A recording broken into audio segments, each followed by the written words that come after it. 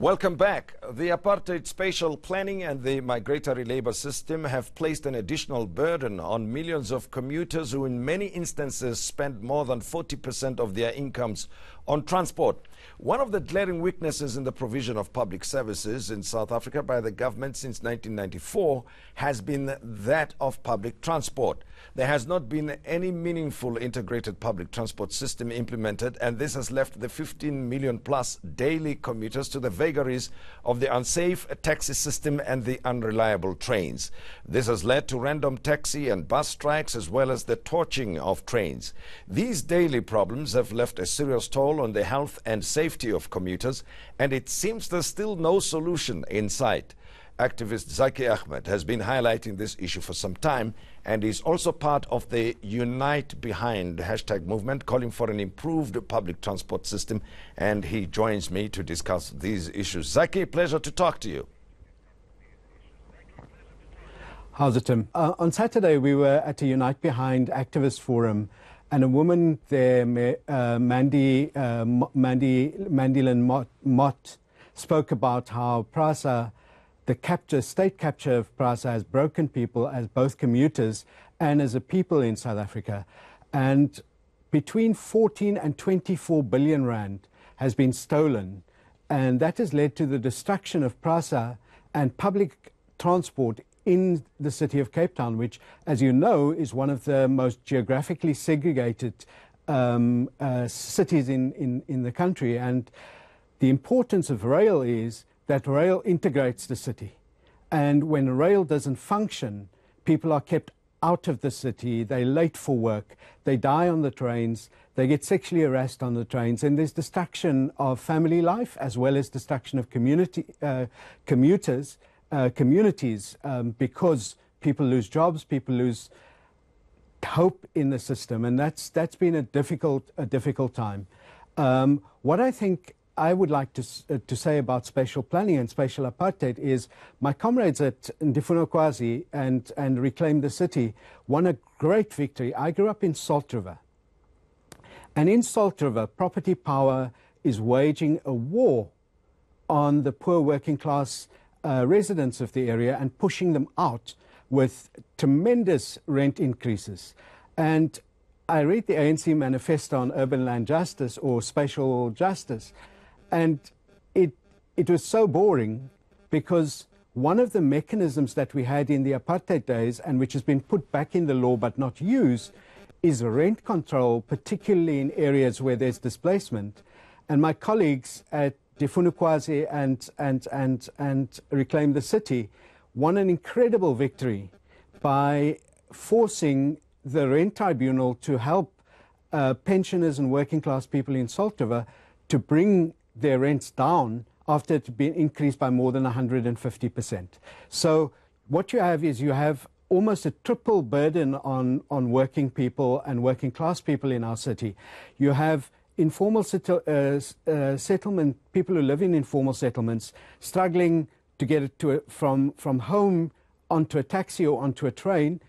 On the other hand, you have people in the townships, the old coloured townships, the old African townships struggling to come in. And then you have people who live closer to the city in Woodstock, in Sea Point and so on, who are being pushed out. So it's a triple whammy.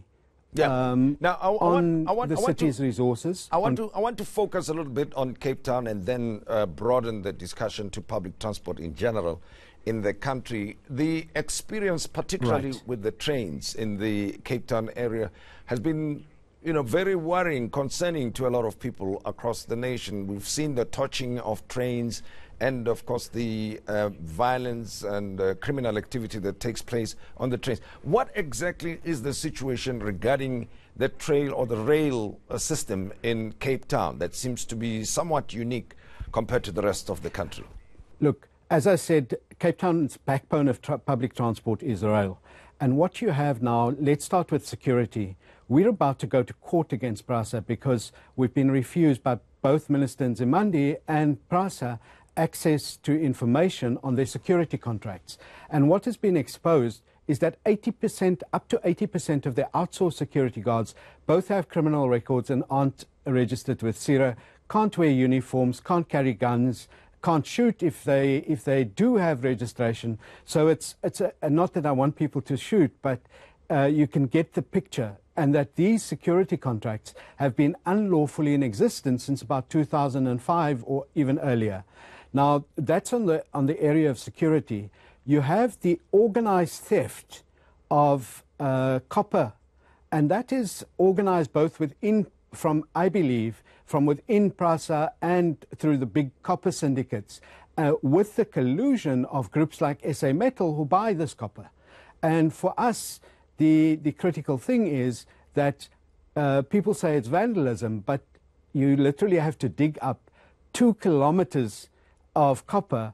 That is an industrial scale theft. It is not a tick addict pulling a bit of copper out of a box or something.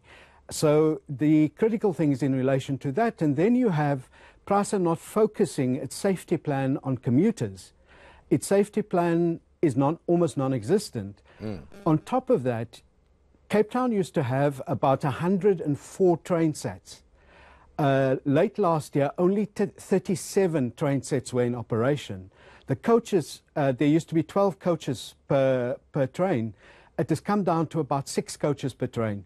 2,500 coaches are lying unfixed. And if they just brought back into operation 1,500 coaches, the burden would be lifted enormously. So you have delays, you have unsafe trains, you have the theft of PRASA property, but all that has been made possible by state capture led by Jacob Zuma, Roy Moodley, Arthur Fraser, and so on. Now, the same problem is being experienced throughout the country, not only within PRASA. I want to talk about the integrated public transport system. 25 years that we've had. One would have thought that that is put at the center of alleviating people's burdens, particularly the working class or the working people who reside far away from their places of work. Why do you think we've taken this long and we still do not have a plan to integrate the public transport system, given that the government talks about South Africa being a developmental state, and that the same people who are the poorest of the communities have to pay so much money towards transport without any subsidies when it comes to taxis, for instance? If you look at public transport in every country in the world, all public transport is the function of local government. It is not the function of a national government. It is not the function of a provincial government. And that is the first problem, that not sufficient power is given to our municipalities, particularly the metros, to integrate their public transport. So that's the first problem. The second problem is that many of our contracts have been based on corruption. On top of that, you have a situation where, as you mentioned, the taxi industry, which is one of the largest industries in the country, moving millions, scores of people and communities to places of work, to places of worship, to school and so on. Those taxis don't have a decent subsidy from government. So you have a situation where taxi drivers are among the most underpaid people in the transport industry, and therefore you have, in addition to trying to push getting fares and so on, an unsafe taxi industry. Now we have to move into a situation where the integration both of land and housing together with transport brings people together. When we do that, it is not only good for people, but it's also good for the environment. And as we're staring down an ecological destruction of our planet, we cannot shy away from the fact that the spatial injustice, the spatial violence that black, African, colored working class people and all working people in our country face as a result of having to travel long distances also is destroying the environment. Now, as we conclude this interview, what do you think is the problem? How do we go about resolving this? I mean, we know what the issue is, and it impacts on millions of people who, as we say, pay a substantial amount of their incomes towards transport. So what will it take, you think, to improve the situation for these commuters? the first thing is we need to have a minister who understands transport and actually brings transport experts into his office and not people who don't have an expertise in. So at ministerial level, at civil society level, we need to make commuters aware that they have rights, that they need to be able to pressure both as people who pay and as citizens of the country. Every commuter has the right to safe transport. But the minister, the local governments, all of them need to actually work together, and power needs to be devolved sooner rather than later to ensure that we have proper transport. And thank you very much, Zackie Achmat. It's hashtag Unite Behind. Thanks again for talking to us. And be sure to engage with us using the hashtag the Modise Network on social media. In a short while, I will be talking to Lebo Ramafoko.